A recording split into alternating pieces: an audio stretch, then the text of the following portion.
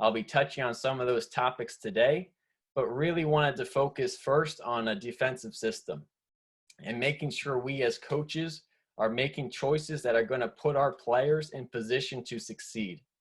I think Coach Jagacki, who's now the Chicago head coach, gave a talk a couple days ago, said it best. You need a person on your staff who is obsessed and passionate about defense, because that's going to rub off on your players. That's going to hold them accountable. And that's going to make sure that your system is strong, your coverages are synced up to put players in position to succeed. Once we talk about that, then we can start breaking down the best defenders, their individual technique, and how to bring those technique with the drills and teaching points I found most effective to improve players' defense individually. Depending on how much time we have at the end, open up to questions. Love to answer any questions. These are just some topics I think are really important in terms of defense that I won't specifically cover, but if you have questions, would love to talk about them. So without further ado, let's get started with the defensive system. You know, as a coach, we all want better on-ball defenders, but I think it's on our onus first to make sure we're putting players in position with our choices to be great on-ball defenders. And so a picture of Dick Bennett here, a coach that understood this better than most. And I still remember him talking about creating his defensive system. And the first decision he made was how to guard the post. And he said that decision would tell him how to guard every other coverage on the floor. And although today's offenses aren't as predicated on the post, it's still a great example to start our discussion, I think, on how one coverage relates to the next. And so without further, this is some clips from a clinic I gave at Middlesex High School. We can't be on the court together at this time, but I thought this was a great alternative.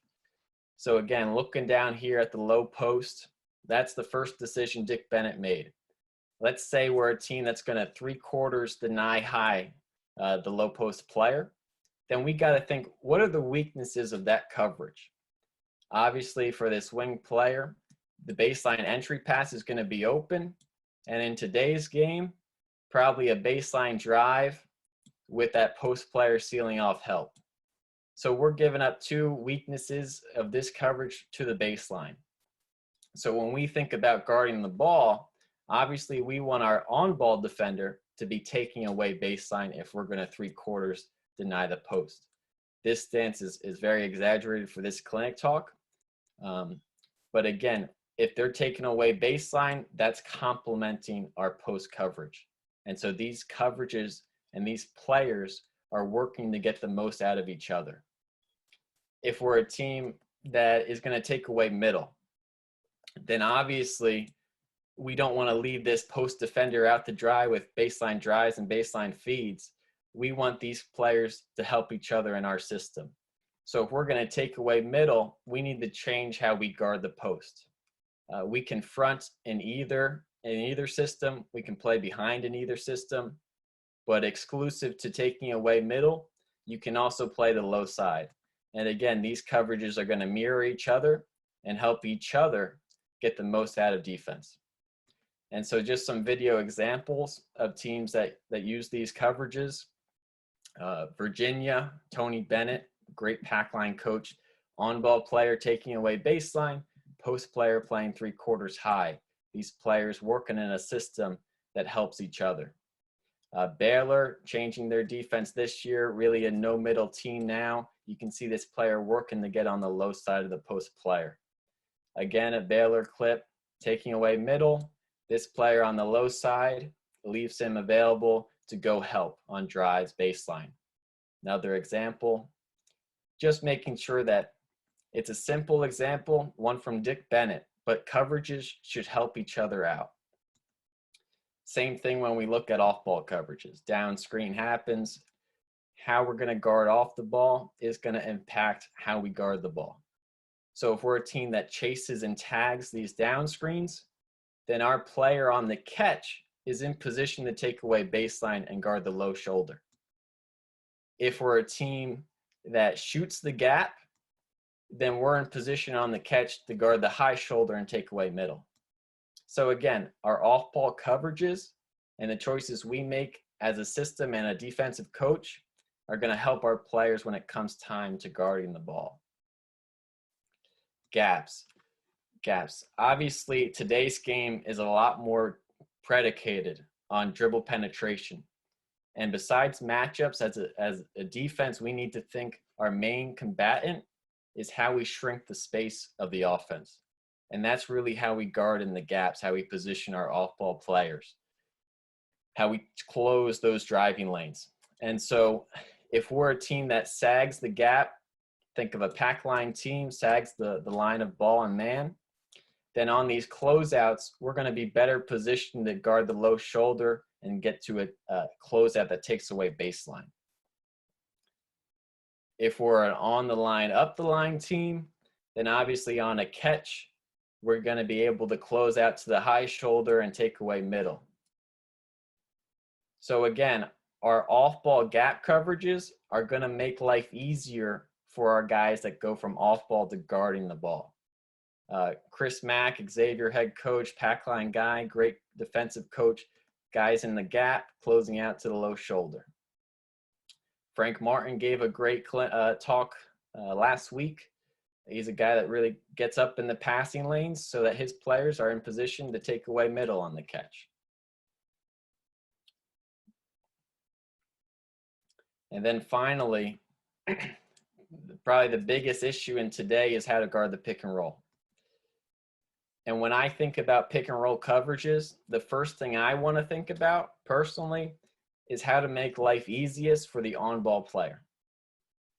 And so if we're a team that takes away baseline, then on these wing ball screens, we can funnel the ball handler into the screen, and then our coverage can be based off of that. So if we're taking away baseline, we funnel into wing ball screens. Now we can hedge, we can trap, we can drop, we can do those types of coverages, jam, etc. If we're a team that takes away middle, the easiest coverage for this on-ball player when it comes to guarding a wing ball screen, if he's taking away middle, the easiest thing is to ice or down these ball screens. Talking about switching ball screens, obviously you have more leniency in either system to switch, but if I was to give an edge to one system, it would be a team that takes away middle. And that's mainly because obviously you would front for a mismatch. But worst case scenario on a switch, if you get sealed behind that roll, you're going to be stuck on the low side. And that's going to be most compatible with a team that on ball takes away middle. And so that's why I would give switching just to a no middle team. And these aren't all ball screen coverages, but just the most common ones, helping our players who are guarding ball, making sure their stance relates to ball pick and roll coverage. This is a phrase, flip your hips, really in the last 2 years has really taken off. And if you don't know what flip your hips means, it's basically when the on-ball defender changes their stance in anticipation to guard a ball screen, right? And to me, I'm cautious about this concept of flipping your hips because to me, the worst thing that can happen in pick and roll defense is for the offensive player to reject the ball screen, because now we have two defenders out of the play with the ball headed to the basket. And so if that's our main concern, flipping your hips to me is going to open that up more often because of these reasons. The on-ball player might just have poor execution in the flipping your heck technique. He might forget, or he or she might just not flip their hips enough to funnel into the ball screen, opening it up to reject. We're putting a lot of stress on our communication. If this screener defender doesn't communicate the screen is coming loud and early, this player might not even have a chance to execute because he doesn't hear or doesn't know the screen's coming, again, opening up the reject. And then a savvy opponent and a great coach can take advantage of this concept of flipping your hips as well. savvy opponent might wait until the moment you flip your hips on defense. And then that's already going to put you 2 or 3 steps behind the play because of that counter movement on the ball. So just some caution to the idea of flipping your hips. Some coaches have been successful with it, but I do think it opens up the opportunity for more rejects, for these reasons: individual execution, team communication, a great opponent, you got to worry about the matchups, and then pairing actions, and we'll go over that next. But a coach can take advantage of any flaw in your system. And that's really what I think flip your hips is. I want you to ask as a coach, are we putting that in, flip your hips, just to cover up a flaw in our system? Because we want our players to always be in position to succeed in our system. And if we're constantly flipping our hips, we have to rely on all of these things. That just adds caution to me. And so what is a pairing action? So it's just immediate actions. So a down screen into an immediate wing ball screen, let's say, in this example. If we have a great defensive system, so we're going to shoot this gap, we're going to take away middle on ball, and then come wing ball screen, we're going to ice wing ball screens. And so as you can see, if our system all pairs together and is in sync, the players just have to follow the principles, and they're in position to succeed.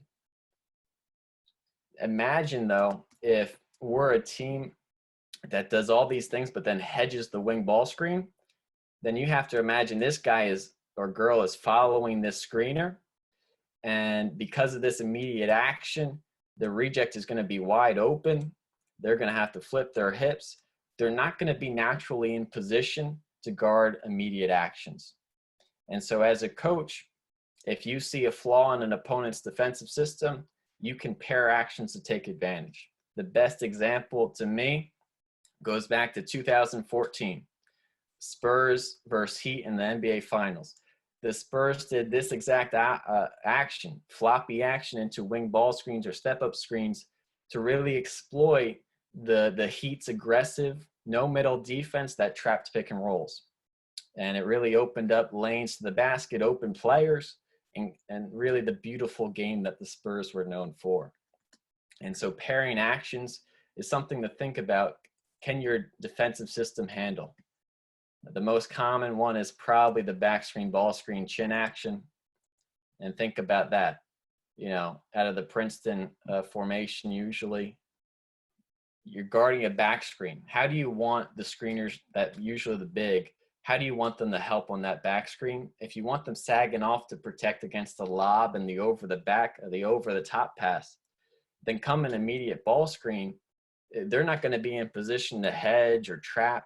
The only coverage they're in position, if they're sagging off to help the lob, is to drop the pick and roll. And if that's not your base coverage, they're going to have a hard time executing and succeeding because they're not in position to do so. So these are just some quick examples of pairing actions. There's obviously countless examples, but making sure our system is sound and sturdy for our players. Dick Bennett talked about the post as his first decision. I think in today's game, the first decision needs to be, how are we going to guard pick and rolls, or how are we going to guard the gaps? Depending if your league or conference is more predicated on pick and rolls or dribble penetration, that's the decision I would make first. So let's say to be successful in our league, we need to guard pick and rolls. So as a staff, we think our personnel and in our league, our best coverage is to ice, let's say. All right, then if we're going to ice, that's going to tell us how we got to guard ball. We got to take away middle. If we're taking away middle, we're playing high in the gaps, and we're shooting the gaps. We're fronting the post or playing low side. And so just building your defense off the most important decision so that our players are always in position to succeed if they follow our principles. And that way we can maximize great players and elevate weak players. Bill Belichick, to me, said it best: great players can't overcome bad coaching. You might have a great defender, but if he has to guard coverages that don't correspond to each other, it's going to be hard. He's not going to look like a great defender anymore. It's going to look average or below average. So that's the first step for coaches, I believe, in thinking about defense. Once our system is in place and we think it's really sturdy and succinct, then we can think about individual technique. So I started looking at individual technique back in 2013 when I first got into coaching. I devoured as much information as I could. And what really disappointed me when I was trying to learn about individual defense is the information I was coming to. And thousands of pages of books behind me when I first started. And what I found was out of those first 1,000 pages of coaching books I read, only 11 of them talked about individual one-on-one defense. And the things that they talked about were defense takes effort and heart and guts, and it's a mindset. Defense is a choice. And to me, that was very simplistic of a phrase to say. I always thought if I was trying to help someone become a better shooter, and what I was saying was, you just need to want it more. Show more effort in your jump shot. Dig deep and try your hardest to make it. Or if we said as coaches, you know, that player just doesn't have any heart in their jump shot. You know, I would look at that coach like he was crazy. Because we as a coaching community and players even, we understand a jump shot is about technique, right? And great technique. And so, of course, heart and effort, I used to say that's the price of admission on the court. Heart and effort you need to be great at anything, especially in sports. But it doesn't guarantee success. I've certainly had players who really wanted to be great at defense and were really struggling improving. And it was for no lack of their effort. Instead, it was about their skill. And as I dove into studying it more and more, it became clear to me defense is a skill. It can be taught. It needs to be trained and practiced. And we as coaches and trainers, it's on us to get the most out of their hustle. And so we start thinking about individual technique and studying the best defenders. It really didn't align with what I was taught when I was playing and what was common of, like, you know, feet wider than shoulder width apart, sit low, hands wide. What you see when you study the best defenders is actually something quite different. And almost exclusively, you have these two stances. And we're going to go over both of them. First with the forward stance, because I think that's most unique for us as coaches. The forward stance is a stance used by some great defensive players. Very little knee bend, a lot of rotation at the hip, and a flat back. All right, that's the forward stance. Little knee bend, wide base, a lot of rotation at the hip. And you think, what's the advantage of this? Well, you're getting into the offensive player's space without necessarily moving your feet forward. And so that's just one example of an advantage. But some great defenders have used this stance, and some great athletes. And you have to be a great athlete to use the forward stance. We'll talk about that. But I always think about, when I think about movement and defense, what are other sports doing? You know, what kind of defensive stances are other sports using? And this forward stance, you see a lot in football. Think about cornerbacks, defensive ends. They're constantly in this stance, especially at the line of scrimmage. Coaches in football will even say elbows to knees to get their players in this stance as a teaching point. And there's an extra advantage in basketball because someone's dribbling. And that forward lean is going to put your reach right in the dribble pocket. Right? And so that's just an advantage. Again, if Avery Bradley was standing straight up, like the defense of usual, his reach would probably go to about here. But because of this forward lean, his reach goes to about here. And if he takes just a little more space, he's going to be in the pocket of James Harden, even protecting the ball. And so that forward stance, pressure the ball, take away space. But of course, defense isn't all about stealing the ball, especially on ball. We focus on footwork. And the forward stance, it requires a tremendous amount of footwork, constant movement. Watch Patrick Beverley. Feet are wide, constantly moving. Kobe Bryant, his feet never stop moving. And that makes sense because you're pressuring the ball so tightly and you're in this forward stance, you really got to keep your feet moving. Again, Patrick Beverley, watch his feet, never stop moving. And it's funny, you know, the more you pressure an offensive player, the more predictable they become because they really only have one way to attack you when you're pressuring them this tight. And as a defender, you know that. It's a disruptive control you gain because now if you keep taking away what you're giving up, bang, now you're pressuring. The only way they can go is this way. Now he's going to change and take that away. It's disruptive control. You know what you're giving up because of how disruptively controlling you're becoming on defense. So that's really the forward stance. Again, you're pressuring the ball, taking away space, constant footwork, extends your reach, disruptive control. You're gonna need an above average athlete to even think about this stance. Do you need to be as athletic as Patrick Beverley and Avery Bradley? No, I don't believe that. But you do need to be the Avery Bradley athleticism of your level, right? But if you do have an above average athlete at your level, this forward stance is going to be a way to maximize their capabilities and athleticism. If you don't have an athletic player or you have a very poor defender, we're going to look more at the upward stance. More common to what we're used to as coaches, but still a little different. The upward stance, you still don't see a lot of bend at the knees, you know, feet shoulder width apart, but more in an upward angle. Iguodala, upward guy. Tony Allen, very little knee bend. Kawhi Leonard, another upward stance guy. Some great players. Some of my favorites. Kawhi, Scottie Pippen, my favorite defender of all time, upward stance guy. Very little knee bend. And again, where do we see this stance outside of basketball? Well, we see it in soccer.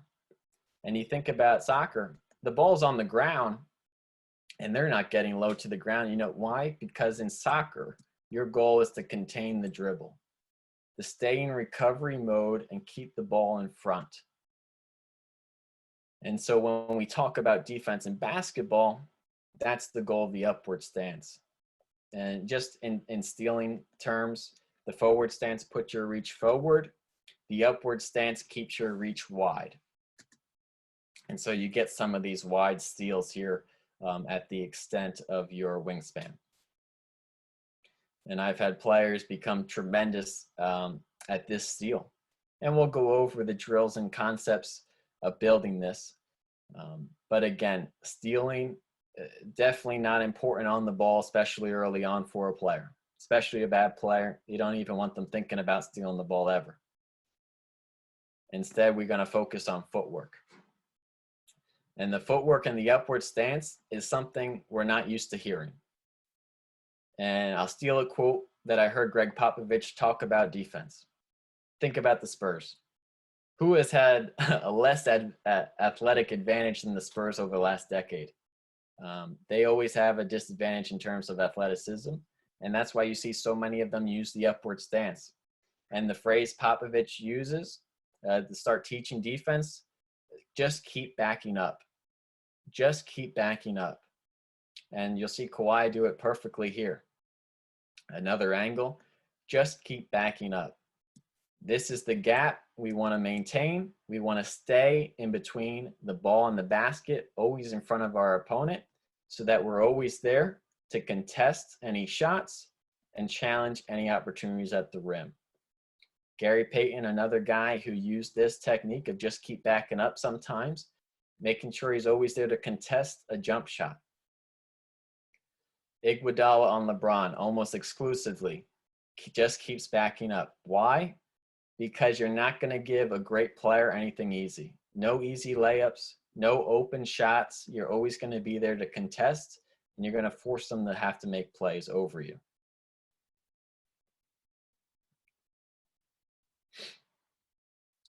Now, the upward stance isn't exclusive to sagging off.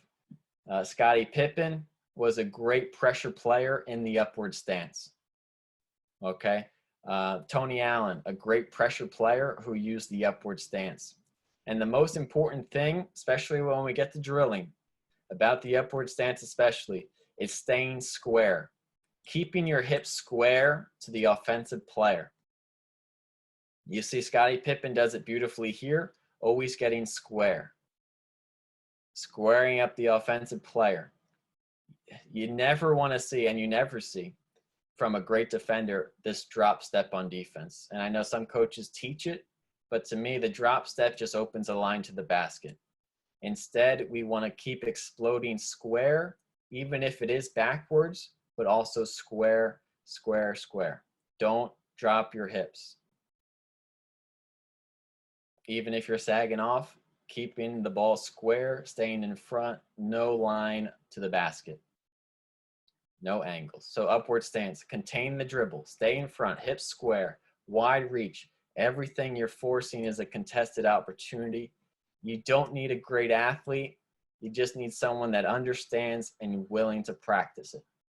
So if you have a below average defender, an offensive specialist who just needs to stay on the floor with defense, the upward stance is the way to go. And now we've only really talked about the stance. But to me, the stance is the building block of defense. Just like a sprinter needs to get out of the blocks properly, the stance is going to determine your player's movement on defense. And their movement is going to determine their defense. So stance is always going to be the starting point, if not the most important thing when developing great defenders. And so we'll start to look at the drills and the teaching points that I use, that I found most effective in bringing these techniques and improving players' individual defense. This is a picture of Ron Adams, one of the best defensive coaches in the world. Been a great mentor for me, very surprising mentor, but phenomenal person, phenomenal coach. And we talked about drills and very simple. These drills we're about to go over, you're not going to put on Instagram. You're not going to put on Twitter for 100 likes. They're very simple. But the simpler the drill, the more you can maximize your teaching and the more the player can remain focused on what you're working on. Of course, if you have a player with an elite skill, you can layer and overload that skill, and then you get into the Instagram videos. But when you're first starting out, simple, simple, simple. Teach and focus. Especially on defense, we want to add a live component as early and as often as possible. At the end of the day, defense is about reaction and anticipation just as much as it is about movement and agility. And so the more we can add a live stimulus to practice reaction and anticipation, the more that's going to benefit our players. We got to choose drills. Rod Adams big on this. We got to choose drills that have progressions. We're not just picking drills off that we think look good and solve a problem for that day. We got to choose drills that we have the end in mind. We can progress the drill, level it up with the end goal that we have. And then repping one-on-one situations as much as possible. We'll talk about this more at the end. But if you improve your individual defenders, your team defense is going to get better, right? And so the upward stance series. Again, if you have a bad player or an unathletic defender, this is the stance that we're going to start with that player. First drill being Beverley Slides. Of course, you got to name drills off of who you steal them. And Patrick Beverley, this is a drill he does with his trainer, Matt. Matt's going to demonstrate it here, having 2 rungs set up, progressing through the rungs step by step, maintaining their stance. We want to avoid 2 feet getting in the same rung. That's going to break our stance because we want to work on our players developing explosiveness out of their stance and staying square. And so here's Patrick Beverley doing the drill. Again, beautiful. I mean, he's an above average athlete, obviously NBA athlete. Just for comparison, this is what a high schooler looks like learning it. Big difference. But again, he's going to learn this. He's going to get faster and faster at it. We're working on the upward stance, and we're working on this footwork. If you don't have rings or anything on the ground you can just use cones to make the distance. We're working on footwork. And as we work on footwork, we want to build and progress to work on agility and explosiveness. Adding, this is a hip resistance, right? If you don't have these, you can also use ankle resistance. Right here, ankle resistance. Depending on your players, you can change it up to keep it fresh. But you want to challenge their explosiveness and build the footwork that you want them to use. Again, if your players are getting good at it, obviously make it harder and harder, challenge their explosiveness. Now we have 2 resistance, really building this explosive athlete on defense. Three circles would be the most I would go, because really you're only sliding twice or once in a game before you have to break that stance. I used to use a whole ladder, agility ladder, and we would slide through it. You know, some coaches go sideline to sideline. Really, after 2 or 3 slides in one direction in a game, you're breaking your stance to recover. And so we're really working on 2 or 3 or 1 slide and then changing direction, because that's more, that's what you see more in a game. So those are Beverley Slides. Something to think about in your off-season workouts, building footwork and explosive movements. Now we're going to add a live stimulus, a live component as early and often as possible, the mirror drill. We set up cones or a boundary about foul line distance. We have this boundary here. We're not going to cross. We have an offensive player and a defensive player who's trying to mirror them. All right, and we'll go 15 to 30 seconds. We'll build that 15 to 30 seconds as we go about our off season. If you want to make it more competitive, obviously you can. This is an offensive player here, 25. How we make it competitive in that time of 15 to 30 seconds. If they break out of the defender's frame, shoulder to hip, then they get 1 point, and they count it out loud as they're going 15 to 30 seconds. Every time they break out, they beat their player, they get 1 point. And so this player struggling on defense, player already has 2, maybe 3 points. When your players are executing that properly and at a high level for 30 seconds, then we add an ankle resistance to challenge them even more. This is a great defender at Middlesex. Ankle resistance here, still staying in front. No slack ever in this ankle resistance. You know, he's keeping his stance, he's being explosive in it. Then we'll progress to a closeout. Closeout into a mirror. Closeout into contain. What are we getting the players used to? We're getting the players used to defending square and laterally. Another closeout to a mirror. Depending on your off-season rules, you add a ball. Makes it even better for this defender to grow in his development, because now he's learning anticipation and reaction to a ball handler. And if you don't ever use a ball, obviously it's going to take a while for their mind to process the information as what they're capable of handling with their body. So the more you can use a ball, the more their mind and body will be in sync come defense. So we use a ball, same concept, trying to break the hips, get outside the hips in the mirror. Great offensive drill too if your players aren't very shifty or great ball handlers. Again, close out into a mirror situation with the ball. If you want to make this even more competitive, this is a concept Drew Hanlon does with his players. Drew Hanlon, if you don't know who Drew Hanlon is, great NBA skills coach, phenomenal material, highly recommend looking into him. He calls it the fake game. So kind of similar concept, but this player can shoot at any moment. If he makes it, he gets a point.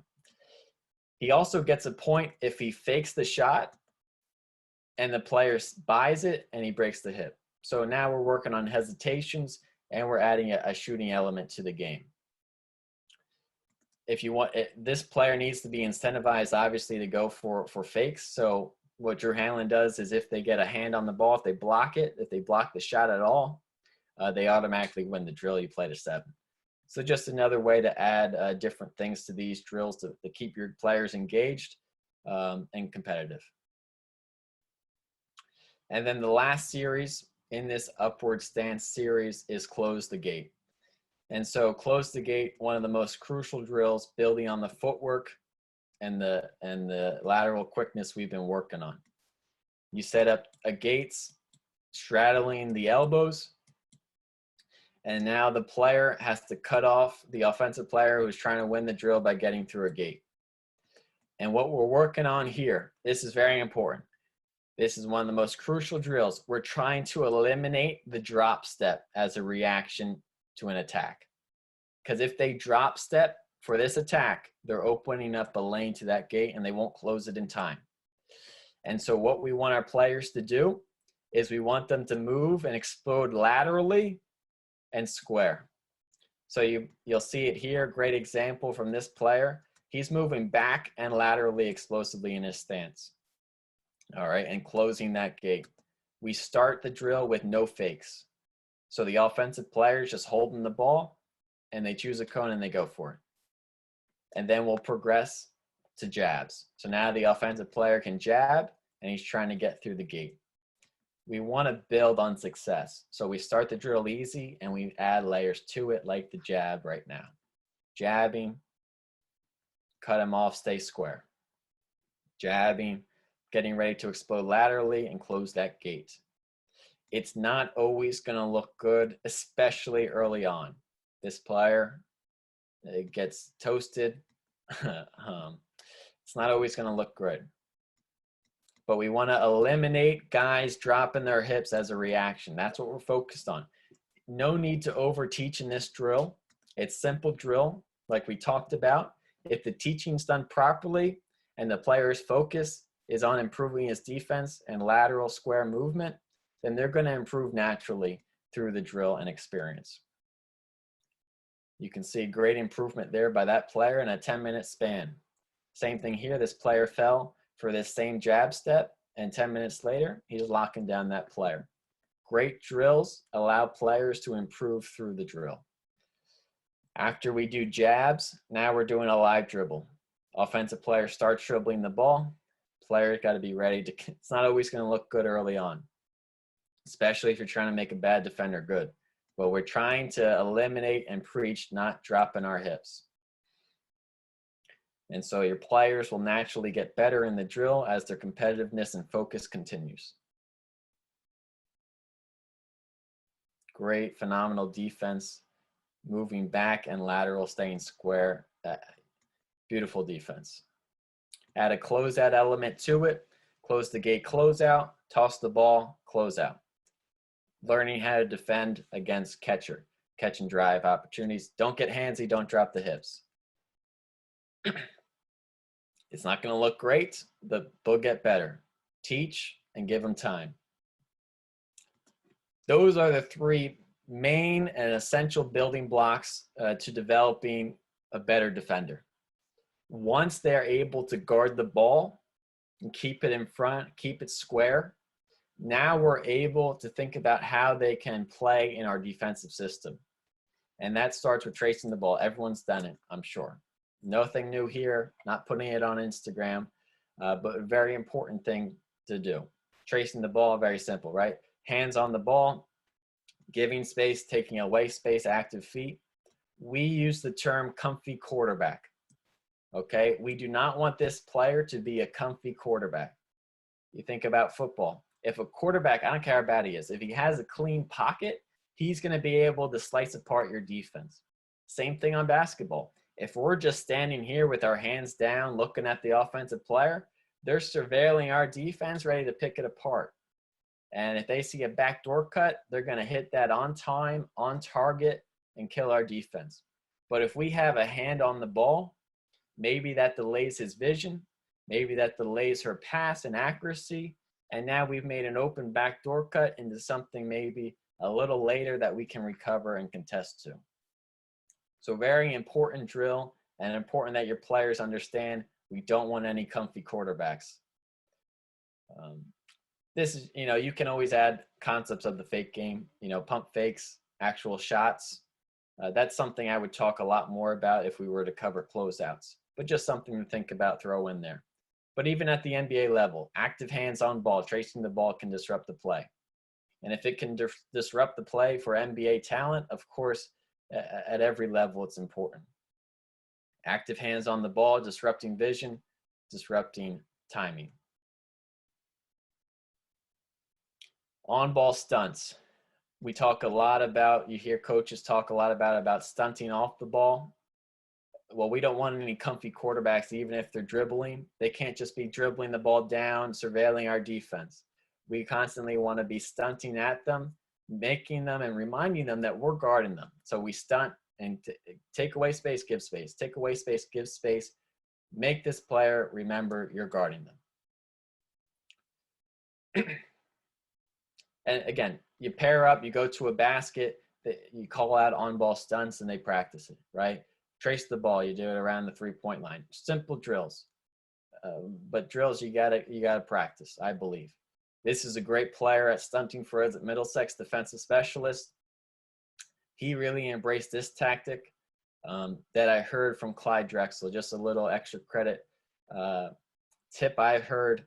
Clyde Drexel would always stunt at his opponent throughout the game. And he would take mental notes of what the reaction of it was. And what you found is usually players, when you surprise them, they usually have the same kind of move that the offensive player goes to protect the ball, whether it's between the legs or hang it and shoulder protect. Offensive players, when surprised, usually revert to the same thing. And so what Clyde Drexel would do is he would take notes. And so then when his team really needed a stop or momentum, now he knew when he stunted at this player, he knew what they would do in reaction. So he could take a calculated gamble and go for that steal and usually change the momentum of the game. So just a tip that you can throw out to your players and train and work through the game with. But if your player's not, they don't need to be thinking about steals if they're not good. But if you have an elite defender, just something you can think about talking to them about and working them through. Walling up. Again, we want to practice what we want our players to do. Just a quick time out here, Coach.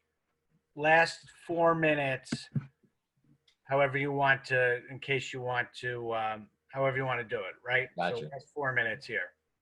Last 4 minutes. I just want to, we can talk about all these other things. We practice steals just like you would practice an offensive player doing dribble moves. You want to add to the tool bag of your offensive players. We want to add to the bags of our defensive players. So we practice everything from steals to charges.